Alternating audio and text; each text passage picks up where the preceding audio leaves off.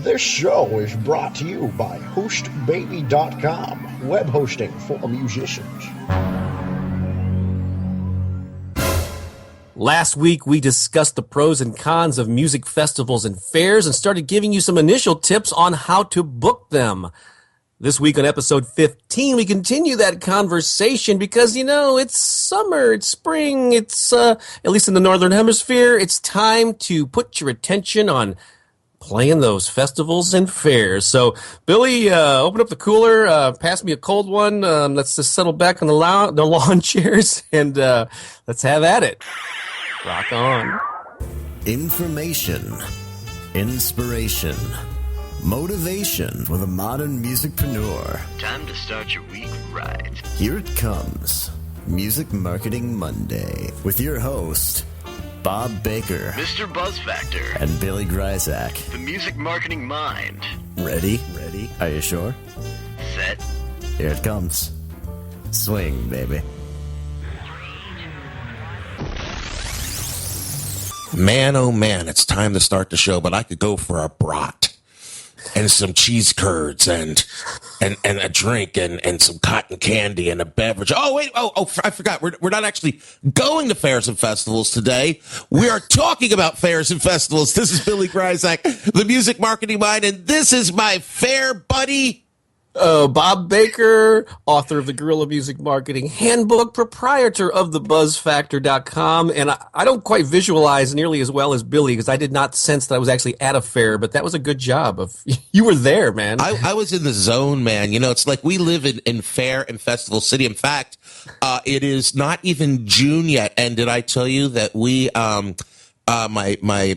main gig, Mr. Billy, we performed at Lambeau Field, which is like the probably most recognized football stadium in the world. We're home of the Green Bay Packers, and we actually did our first large main stage festival of sorts. This is something else we'll talk about. It wasn't really a festival, but it was kind of close. We were the entertainment for the Green Bay Cellcom Marathon this past weekend outside.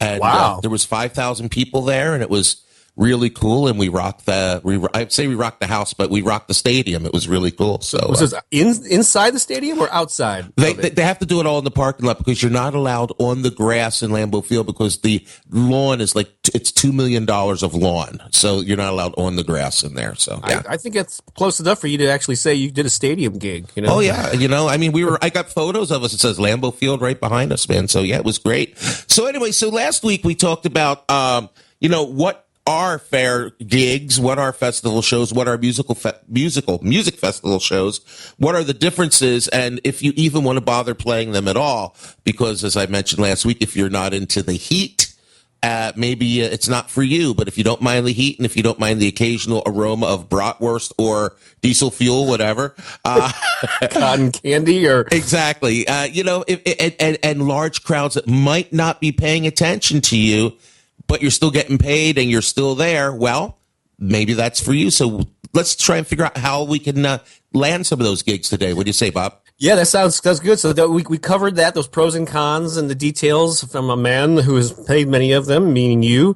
We covered that on episode 14. So if you missed that, you might want to go back to get the introduction the foundation we laid. And we started teasing people with some tips on how to get the attention of organizers and book them, but we ran out of time, as we often do. And so this time we're going to continue that conversation on how to book them. And I know you got a lot of insider info on that topic. Yeah, and my insider info comes from a few different ways. First of all, for those of you that don't know it, I've been a full-time musician, full-time meaning making my living, paying my bills, buying houses, cars, whatever, from music. And I've actually been on both sides of the fence, is the funny thing, Bob, because for a few years, continuing to make money in the music business, I actually worked for a booking agency. Did you know that? I don't think I knew this. I learn something new about you almost every week. Yeah. I worked for National Entertainment Resources, and one of the things that I got to do for a couple of years was I got to be the representative at the Wisconsin Fair and Festival Association. So I got to see both sides of the coin, so to speak. So I have a input both ways. We could talk about that. And that's really helpful too, because I often mention there was a 10-year period. It kind of was my little transition from being strictly a musician to being an author, where I published my own music newspaper here in my hometown of St. Louis, and that gave me a great perspective on being on the receiving end of pitches. And then I used the information that I gleaned from what I liked, what I didn't like about the way people were approaching me, and I used that to get my own publicity. So that's like a rare, really valuable perspective to have. How much are we charging for the show again, Bob? Right now it's free, but we have to figure out some way. Well, we mentioned the tip jar. I think we're gonna have to put one out. We got to do that. That's all there is. So we have to have the virtual tip jar. Cha-ching, cha-ching. Well, anyway, getting on with it here. As I see it, since I had a week to think about it, I see there's three basic ways to approach getting fair and festival gigs. One is what I would call the traditional method, which is you would go either online or in the phone book or however you do it, and find names and numbers and contact information, and just basically create some type of database where you can either make phone calls or send emails or faxes. People still do that. There are actually times and places where faxes work. Faxes work worth. I'm going to edit five that times fast. I was going to edit that all out because you were coughing and I was stuttering, but I think it makes for good listening. So I don't know if you agree with me or not, Bob, but have you found that there are certain times where actual faxes work better than a phone call or an email in your experiences? More recently, the only time I use a fax is when I'm sending my CPA some financial information. So I rarely use a fax, to be honest. But I imagine, it all depends on the person you're communicating with. If that's their preferred method, or it's a more timely way to get it to them, then go for it. Exactly, and that's one thing I want to say. If you're using method one, which is like the direct approach, that the tried and true method. You find a number and you call it or you email it or whatever, right? That's basically how most people go about getting gigs initially, wouldn't you say? Right, and it's good to. And I have the same theory or whatever. It's a principle of mine. Whether you're dealing with whether it's booking gigs or getting the attention of fans or whatever, it's helpful to know what the traditional route is and what the rules are. But I think you and I often, once we know what they are, we abandon them or use some element of them or do the exact opposite, because there are usually better ways than that traditional route, because everyone else is doing it too, and you're just kind of part of a sea of people doing the same thing. Exactly. And why I mentioned faxes is if you're dealing with fairs, especially county fairs honestly are usually run by more senior members of the community, okay? A lot of farmers and stuff like that. And to be honest with you, they may not be using email all that much, and they may be hard to reach by phone, but most fairs and festivals, they won't publish their email addresses, but they might publish, and a lot of people still publish their fax numbers. Wow, I didn't know farmers were into faxing. Well, to them, that's like the hot new thing. No offense to the farmers out there. But right. And this also actually for anybody that's looking to book certain other types of venues like schools or libraries, faxes are still used quite a bit. So even though it's a technology you might not want to use, I've always said meet people where they are, give them, and you've always said that too, is like find out what the people want and give it to them the way they want it, So aren't some of these fairs also run by chambers of commerce or business associations are involved, and they always have a fax number because they kind of have an office space. Right. And the thing is, a lot of places will not publish email because they don't want spam. So they don't publish emails, but they will publish their fax number. And now the great thing about faxes when you're booking fairs and festivals is they have to do something with it. Think about it. A fax comes through, it prints out. Now they've got this piece of paper. At least for a couple of seconds before they throw it away, they have to look at it and they have to read it a little bit and decide, what do I need to do with this piece of paper in my hand? And if you have a compelling headline and you make your case brilliantly, that they have to see it and it just sounds perfect, you have an opportunity to get in where most people fail that are using the phone or using email. So I'd like to say that. Yeah, and if that's really, like somebody's coming down to a deadline or they have to make a decision, they're more likely to go to a physical thing that's sitting on their desk or something they saw recently than to hunt through their email for something that they remember, they can't find or whatever. So yeah, hit them from all different directions, and maybe I need to be faxing more. I know, and that doesn't mean you need to have a fax machine. There are a ton of fax services that are free or inexpensive that will even run on your cell phone. To be honest with you, now when I need to do faxes, I do it all from my smartphone. Right. You don't actually have the machine. You create a PDF or something of a document and then electronically send it, and then it gets sent to their fax machine. Or if I actually have a piece of paper, you can actually use your phone as a scanner now. As opposed to taking a picture. You could buy fax software that will actually do the scanning thing, the ding, ding, and it's like, there you go, It was a very good impression of a fax machine. Thank you very much. See that, man? Now we're doing impressions. We used to just do comedy, and now we do impressions, too. This is amazing.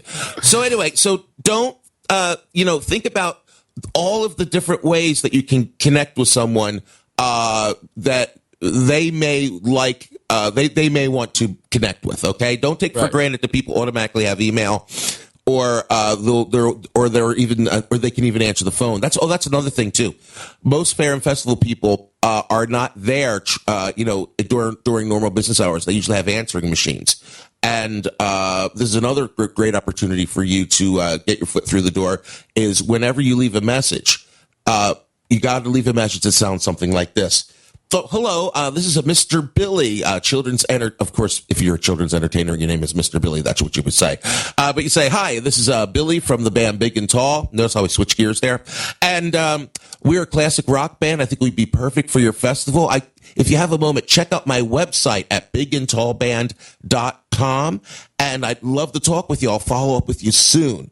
So you want to actually give them it when you leave a voicemail message. You can leave your phone number.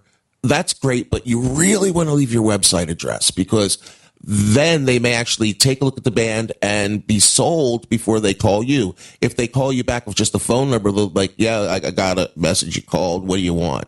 You know what I mean? And then you have to explain, then you have to be selling the band. Whereas if you leave your website address, they can look at the website, see if the band is truly great, call you up, say, hey, I just checked out your website and I think I'd like to hire your band. What do you charge? Big difference. Yeah, and also I like what you said there. It's a thing I've always recommended with publicity, but it works for any number of things. But you actually kind of let them know what's going to happen next. Like, if I don't hear from you, I'll get back to you within so many days or on Tuesday. And then if you do that and follow up, it just shows that you're professional. You're thinking about their needs. It's just like a subtle thing, but I think it's really helpful. Right. And now here's the most important thing of all as we transition into technique number 2. Before you can book a fair or a festival, you need to know what time of year they are booking their fairs and festivals. I find it ironic that a lot of our listeners and my followers on Facebook at the Music Marketing Mind Facebook group and Music Market Mind on Twitter have been saying to me, I want to book some fairs and festivals this year. Uh-oh. Yeah, a little late in the season. We mentioned that last season. This might be a little late for some of them. Right. Now, there are occasional openings here and there. Don't think they're all going. It doesn't hurt to ask. And sometimes, if you're very good at what you do, they could say, oh, I really wish I'd known about you earlier. How about we book you for next year? Because I've actually gotten booked for the next year now already, But what about cancellations? If you happen to be there, in front of them, and there's a cancellation and they check out your website, they go, wow, this is pretty cool. You could just slip in there at the last minute too, so don't overlook that. And don't overlook the ability to help them and do them a favor. For instance, this has worked for me many times.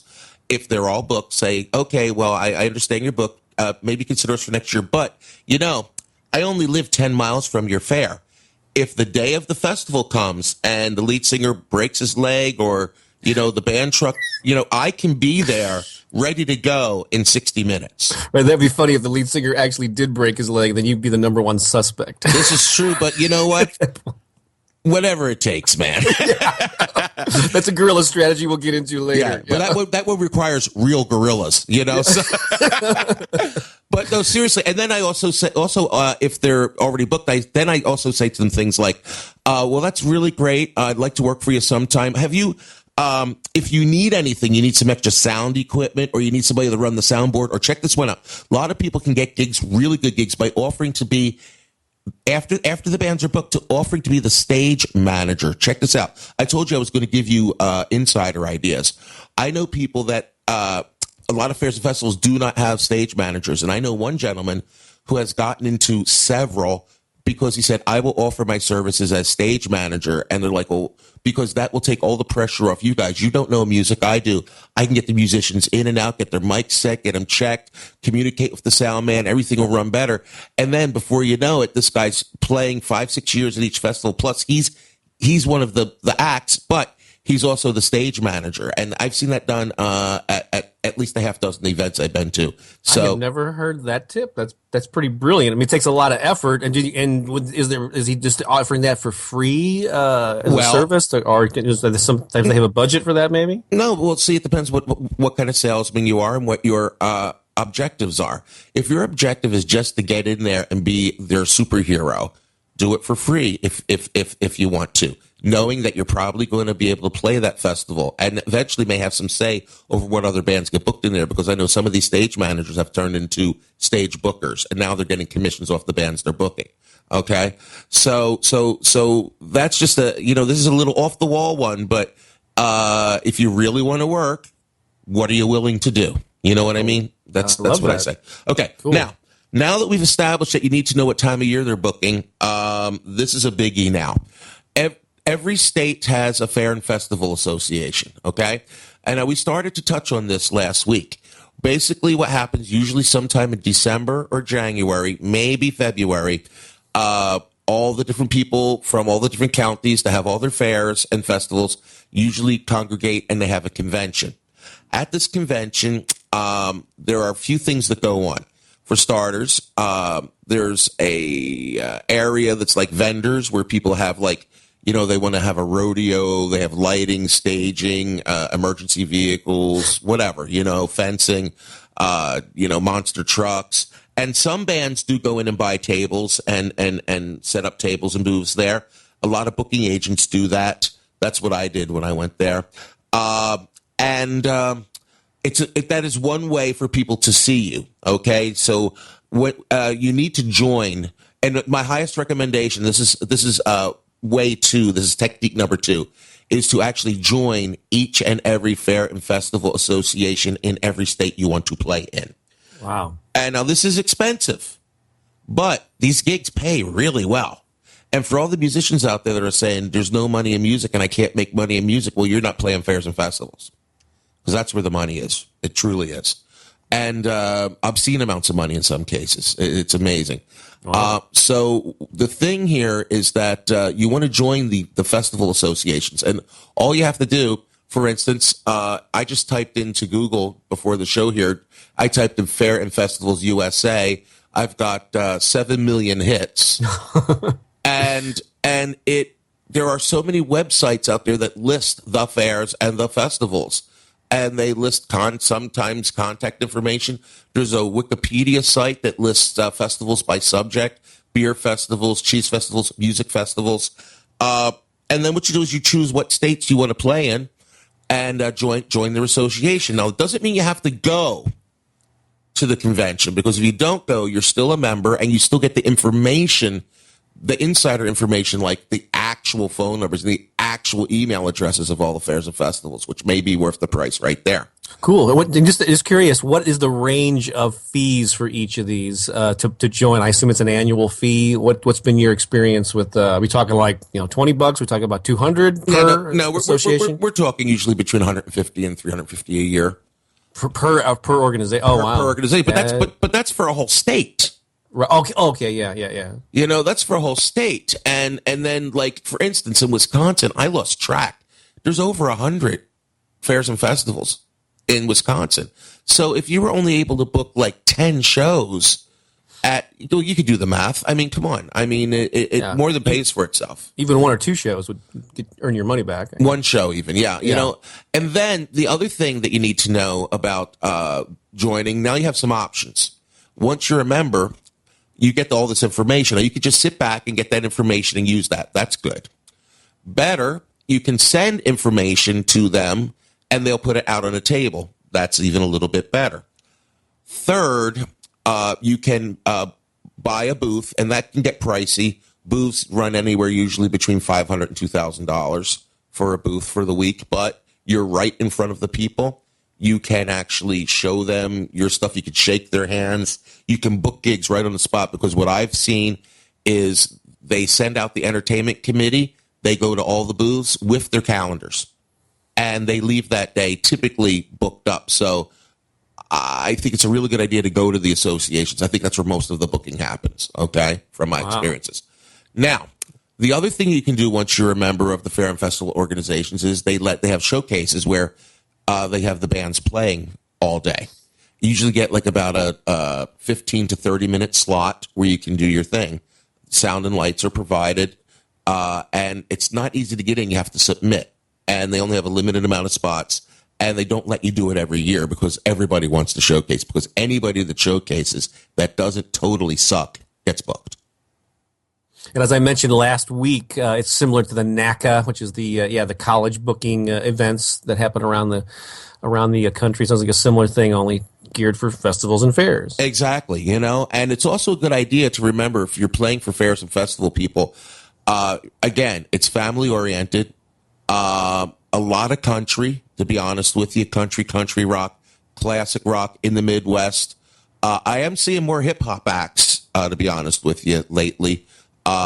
Which is kind of neat. A lot of horn bands. They love bands of horns, throwback 70s disco bands and things like that. And anybody that's got a shtick, has a much better chance than a total all-original band. But there are many all-original bands that go and play and do really well, because another thing they're looking for, too, is not only acts for the beer tents and acts for the minor stages, but they're also looking for the acts that can open for the big acts they have coming in. You know what I'm saying? Like here at my festival, that's right down the street. I think this year they've got Starship and Styx and stuff, and they look for local bands that are kind of original oriented to play to open for those acts too.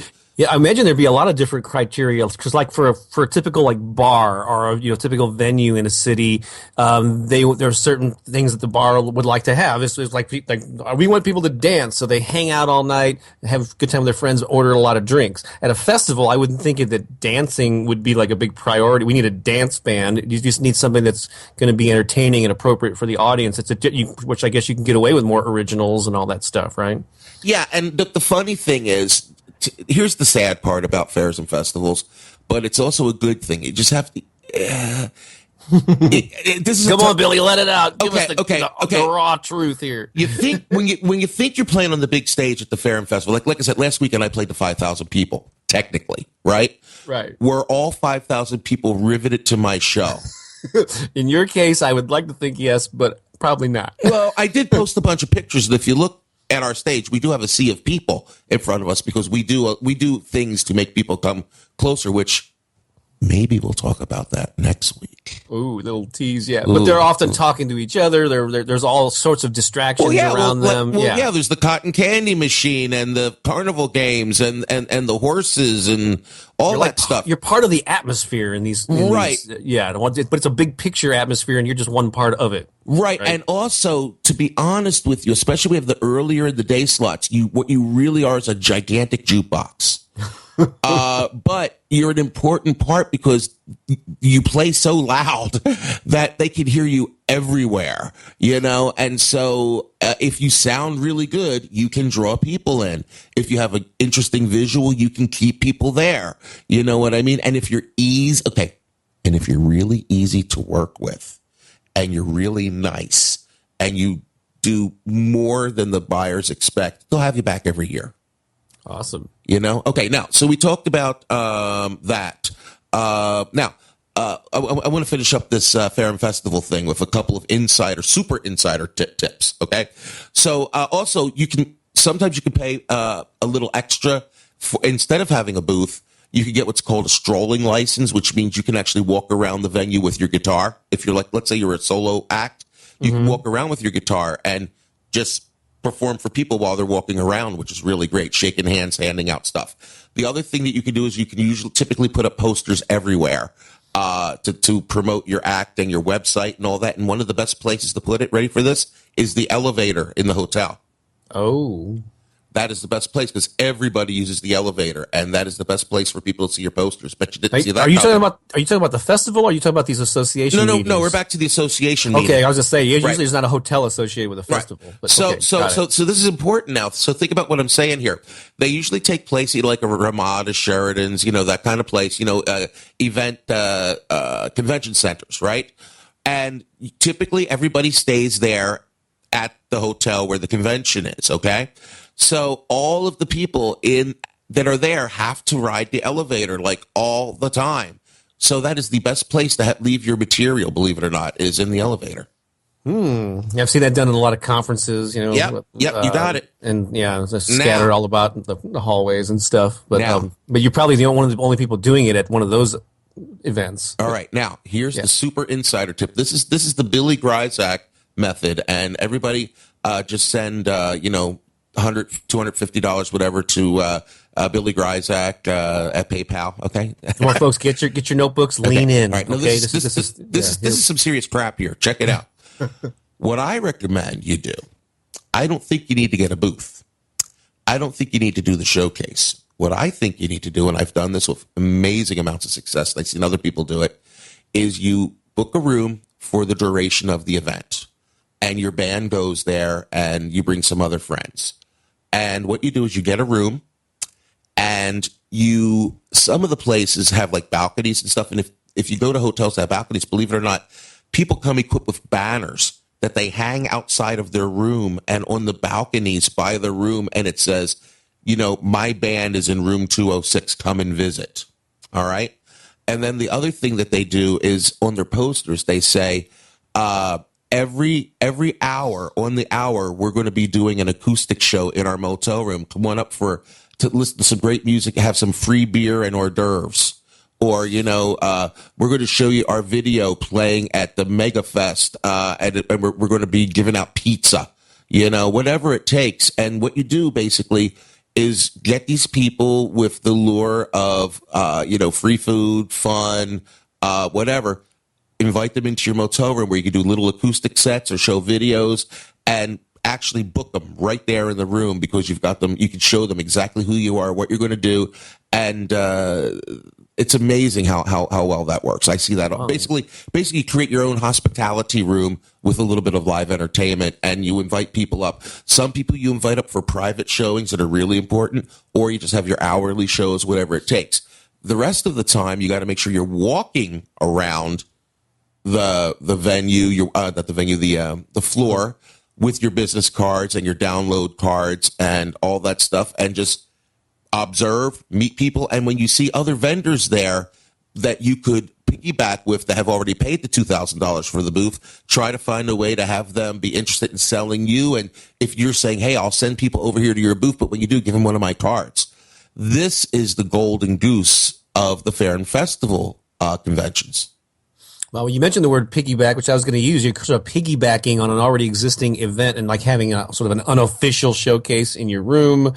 And yeah, I guess you're getting some of the benefits without having to pay all the costs. So which is the true guerrilla way. That is exactly right.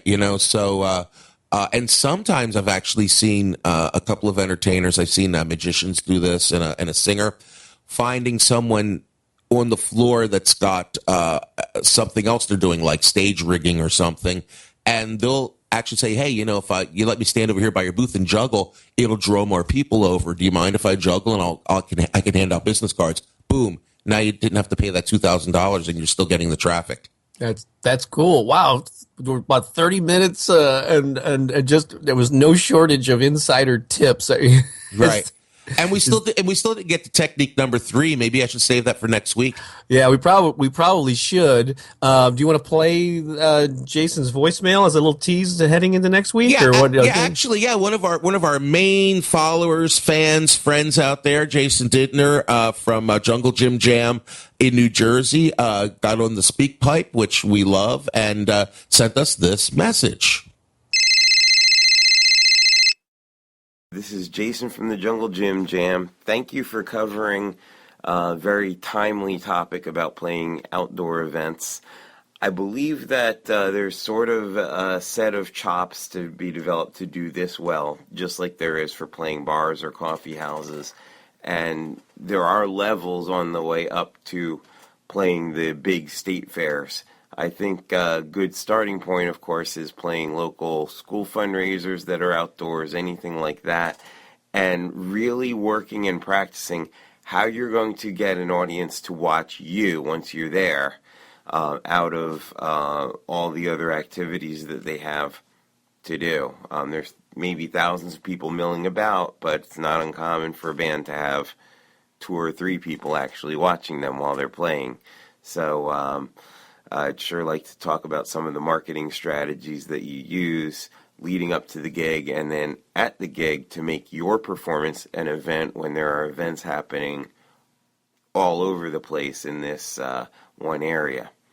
So I'm very eager to hear what you have to say on the subject, and keep the good stuff coming. Bye.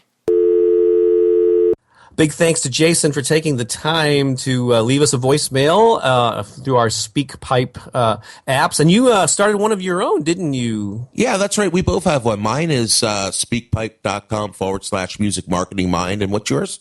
It's speakpipe.com/Mr. Buzzfactor with MR Buzzfactor. And so, yeah, we love those audio comments. We like to incorporate them into the show. So go to either one of those SpeakPipe URLs and leave us a message. But that's probably the perfect way to end the show, because actually what Jason talked about there was like how, to get the attention and leverage that live atmosphere that's created at a festival and a fair. And I think you're going to give us one final tip next week at the beginning of the show on how to get the attention of these bookers, and then we'll go into how to make the most of the live show when you're there. Absolutely, that's correct. And Bob, I noticed you're doing something different.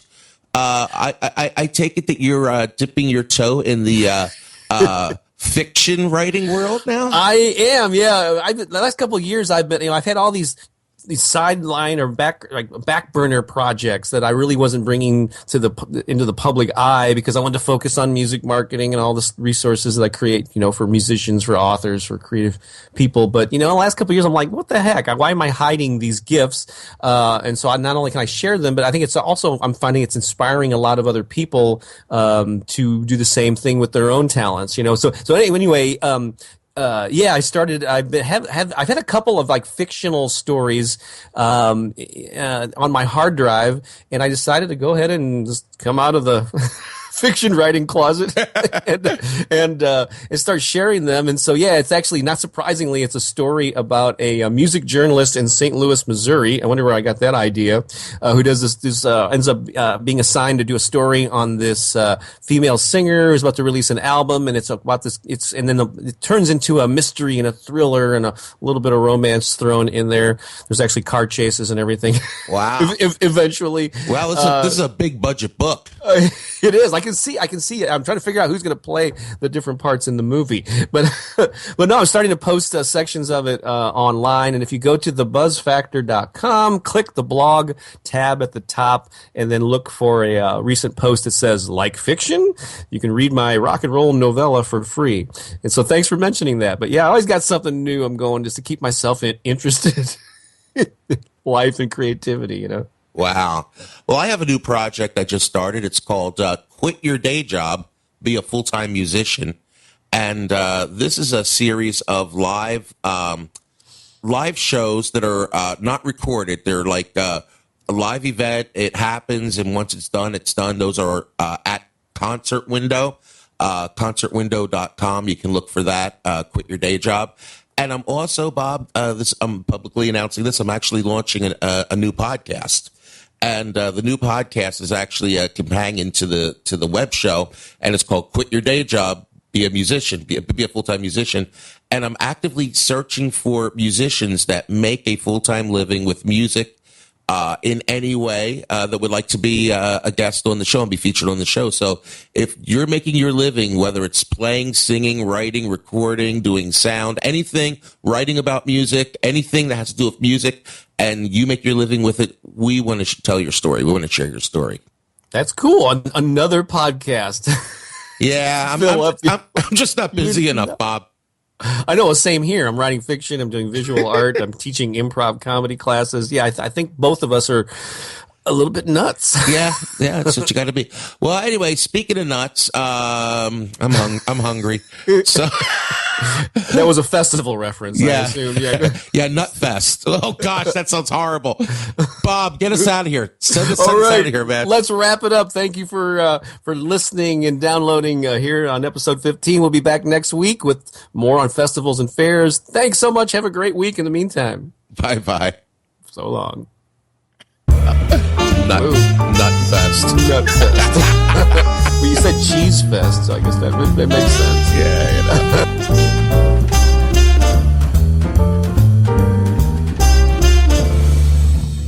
Are you still there? Excellent. Now would be a good time to visit hostbaby.com for your free 30-day trial. Of course.